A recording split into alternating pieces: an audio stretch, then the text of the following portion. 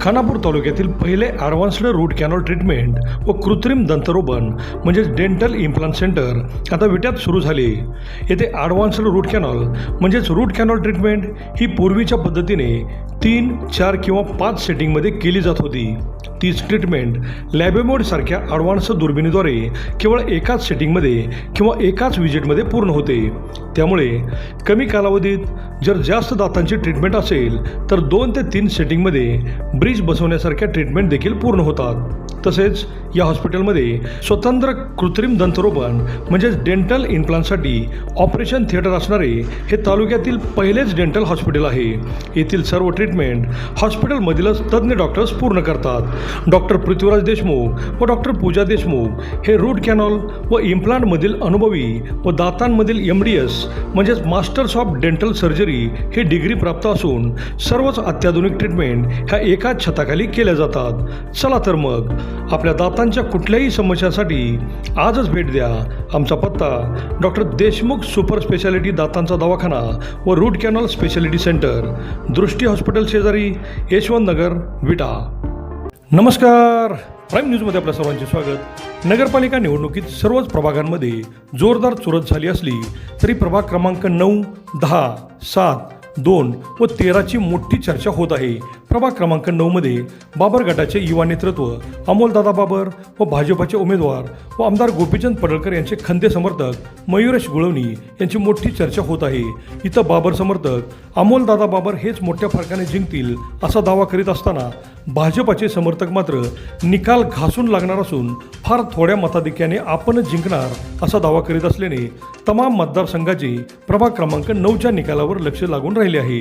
प्रभाग क्रमांक 10मध्ये स्वर्गीय आमदार अनिल भाऊ यांच्याबरोबर राजकारणात राहिलेले विटा मर्चंट बँकेचे चेअरमन विनोदराव गुळवणी व पाटील गटाचे कट्टर समर्थक अभ्यासू नेतृत्व श्री सचिन तात्या शितोळे यांच्यात हाय व्होल्टेज लढत होत असली तरी इथंही बाबर समर्थकांनी विनोदराव गुळवणीच बाजी मारतील असा दावा केला आहे.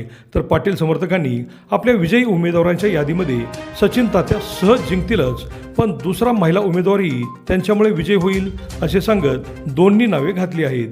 त्यामुळे इथंही निकालानंतरच खरे चित्र स्पष्ट होणार आहे. प्रभाग क्रमांक 7ची मोठी चर्चा होत आहे. माजी नगराध्यक्षा सौ प्रतिभाताई पाटील व माधव रोकडे विरुद्ध विशाल ताराळेकर व उज्ज्वला राजकुमार पाटील अशी लढत होत आहे.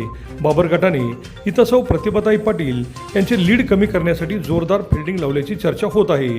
तर दोन्ही बाजूने मतदारांवर अनेक आमिषे दाखवून पैशांचा पाऊस पडल्याच्या चर्चा होत आहेत. हा प्रभाग पाटील गटाचा हक्काचा प्रभाग असल्याच्या चर्चा होत असून दोन्ही उमेदवार जिंकतील असेही सांगितले गेले आहे. प्रभाग क्रमांक 2 हा सुद्धा किंगमेकर युवा नेतृत्व महेशदाजी कदम व डॅशिंग युवा नेतृत्व पृथ्वीराज बाबा यांच्या उमेदवारीने प्रचंड चर्चेत आला आहे.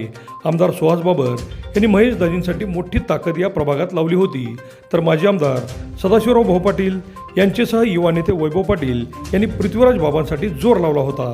इथंही दोन्ही बाजूकडून आपापल्या उमेदवाराच्या विजयाची खात्री दिली जात असल्याने निकालानंतरच इथली स्थिती स्पष्ट होणार आहे. प्रभाग क्रमांक 13मध्ये भालचंद्र भैया कांबळे व प्रशांतप्पा कांबळे हे दोन्ही सख्खे भाऊ एकमेकांविरोधात उभारल्याने चर्चेचा विषय झाला आहे. आमदार सुहास बाबर यांचे बंधू म्हणून भालचंद्र भैयांचा उल्लेख होत आहे. दोघेही वर्गमित्र आहेत. तर प्रशांतप्पा कांबळे हे मी माजी आमदार सदाशिवराव भाऊंच्या तालमीत घडलो असून माझे राजकीय गुरु तेच असून वैभव पाटील मला भावाप्रमाणे आहेत असे सांगत आहेत व तेही आपल्या विजयाचा दावा करीत आहेत. यामुळे इथं दोघेही हमखास आपल्या विजयाचा दावा करीत आहेत.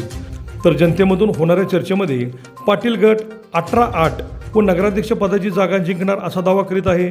तर बाबर गट मात्र 20-4 व नगराध्यक्ष पदाची जागा 5,000च्या फरकाने जिंकण्याचा दावा करीत आहेत. त्यामुळे प्रत्यक्षात निकालानंतरच या जोरदार होणाऱ्या चर्चांना पूर्णविराम मिळणार एवढे मात्र नक्की.